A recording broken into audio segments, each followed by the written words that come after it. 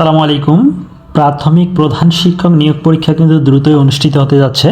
আপনারা যারা আবেদন করেছেন তারা খুব ভালোভাবে সিলেবাস ভিত্তিক এখন থেকে প্রস্তুতি নেওয়া শুরু করুন, কেননা পরীক্ষা আর কিন্তু বেশি সময় পাবেন না।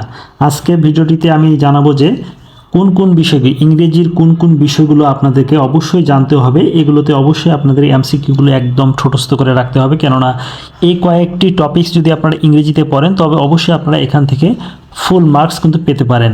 নেক্সট ভিডিওতে বাংলা, ইংরেজি, সাধারণ জ্ঞান সবগুলোই আলোচনা করব।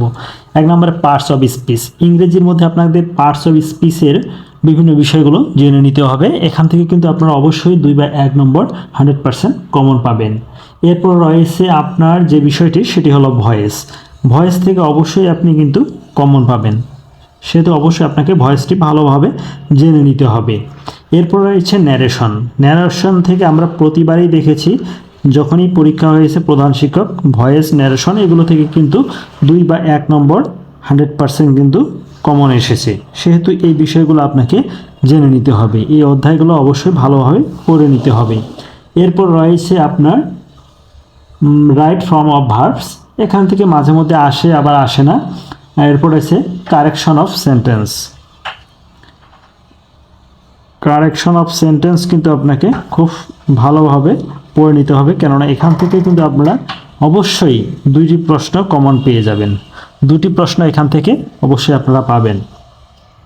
তারপরে যেটি রয়েছে সেটি হলো প্রিপোজিশন। প্রিপোজিশন যে কোনো পরীক্ষার জন্যই খুবই গুরুত্বপূর্ণ, কেন প্রিপোজিশন থেকে প্রতিবারই কিন্তু প্রশ্ন আসে। এমন কোনো পরীক্ষা নেই যেখানে প্রিপোজিশন থেকে 1 বা 2 নম্বর আমরা কমন পাই না, অবশ্যই এখান থেকে কমন আসবে। সেহেতু প্রিপোজিশন আপনাদেরকে মেন যে গুরুত্বপূর্ণ প্রিপোজিশনগুলো রয়েছে সেগুলো পড়ে নিতে হবে। এজন্য আপনারা বিগত সালগুলো ফলো করতে পারেন।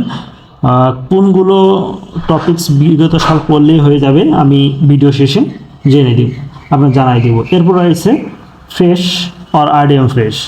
আরডিএম ফ্রেশ যেগুলো রয়েছে এগুলো অবশ্যই আপনারা বিগত সাল যদি পড়ে নেন তবে কিন্তু এখান থেকে আপনারা 1 নম্বর কিন্তু 100% কমন পেয়ে যাবেন। এরপরে যে অধ্যায়টি রয়েছে সেটি হলো স্পেলিং। স্পেলিং থেকে আপনারা সকলেই জানেন যে স্পেলিং থেকে প্রতিটি পরীক্ষায় কম বেশি কিন্তু প্রশ্ন আসেই, প্রতিটি পরীক্ষায় আমরা দেখি আসেই। এরপর রয়েছে সিনোনিমস। সিনোনিমস থেকে কিন্তু পরীক্ষায় আমরা প্রশ্ন পাই, সচরাচর এখান থেকে কিন্তু খুব কমই মিস হয়। সেজন্য আপনাদের অবশ্যই স্পেলিং, সিনোনিমস, অ্যান্টোনিমস এগুলো কিন্তু ভালোভাবে পড়ে নিতে হবে। আর এজন্য কিন্তু অবশ্যই আপনাদেরকে শর্টকাট একটু ফলো করতে হবে, কেননা এগুলো অনেক রয়েছে, এত পড়া কিন্তু আসলে সম্ভব নয়। সেজন্য অবশ্যই আপনাকে শর্টকাটভাবে পড়তে হবে। প্রিয় বন্ধুরা, মোটামুটি আপনারা ইংরেজির উপর যদি বাদ দেন তবে এগুলো টপিক্সের মানে প্রধান শিক্ষকের জন্য অবশ্যই এগুলো আপনাদেরকে ভালোভাবে পড়তে হবে। পার্টস অফ স্পিচ যেখান থেকে আপনারা কমন পাবেন, এটা আপনারা বিগত সাল যদি পড়ে নেন তবে এনাফ হয়ে যাবে। ভয়েস যেমন রয়েছে এটাও বিগত সাল থেকে পড়ে নেবেন এবং যে নিয়মগুলো রয়েছে সেগুলো ভালোভাবে দেখে নেবেন।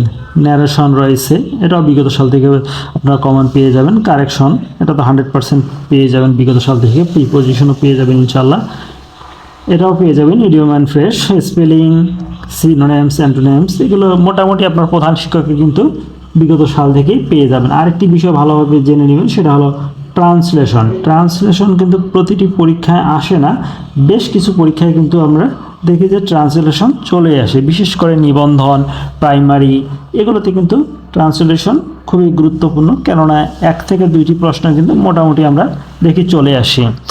ভিডিওটি আর বড় না করি, অবশ্যই যারা পরবর্তী ভিডিও থাকবে আপনার জিকের উপর, যে জিকের কোন কোন অধ্যায়গুলো পড়লে 100% আপনারা কমন পাবেন, ফুল মার্কস পাবেন, সেটার উপর ভিডিও দিব।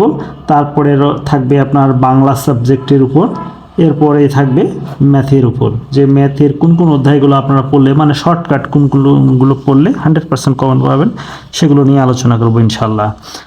প্রিয় বন্ধুরা, ভালো থাকুন, সুস্থ থাকুন, অবশ্যই চ্যানেলটি সাবস্ক্রাইব করবেন এবং পেজটিতে ফলো দিবেন।